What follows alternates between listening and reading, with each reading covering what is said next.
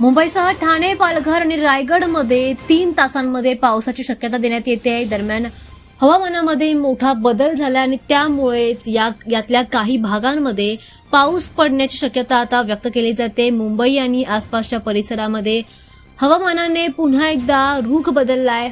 हवामान विभागाच्या अंदाजानुसार मुंबई, ठाणे, पालघर आणि रायगड जिल्ह्यातील काही भागांमध्ये पुढच्या 3 तासात वादळी वाऱ्यासह हलक्या ते मध्यम पावसाच्या सरी कोसळण्याची शक्यता आहे। या काळामध्ये मेघगर्जना, विजांचा कडकडाट आणि सोसाट्याचा वाऱ्यांचा अनुभव नागरिकांना येऊ शकतो। अचानक बदलणाऱ्या या हवामानामुळे शहरातील उष्णतेपासून काहीसा दिलासा मिळण्याची शक्यता आता व्यक्त केली जाते। दरम्यान 24 एप्रिल या कालावधीमध्ये म्हणजेच कालपासून ते 24 एप्रिल या कालावधीमध्ये आता वादळी वारे, विजांचा कडकडाट आणि गारपीट देखील होण्याची शक्यता व्यक्त करण्यात आली आहे। मुंबईतील मंत्रालयाकडून देखील सतर्कतेचा इशारा देण्यात आला आहे। पुढच्या 3 तासांमध्ये मुंबई उपनगर, पालघर, रायगड आणि ठाण्यासह काही भागांमध्ये सोसाट्याच्या वाऱ्याच्या हलक्या पावसाच्या सरी बरसण्याची शक्यता आहे। दरम्यान नागरिकांनी कृपया स्वतःची काळजी घ्यावी। हवामान विभागाने नागरिकांना सतर्क राहण्याचं आवाहन केलंय। आवश्यक असेल तरच घराबाहेर पडण्याचा सल्ला देखील दिलाय।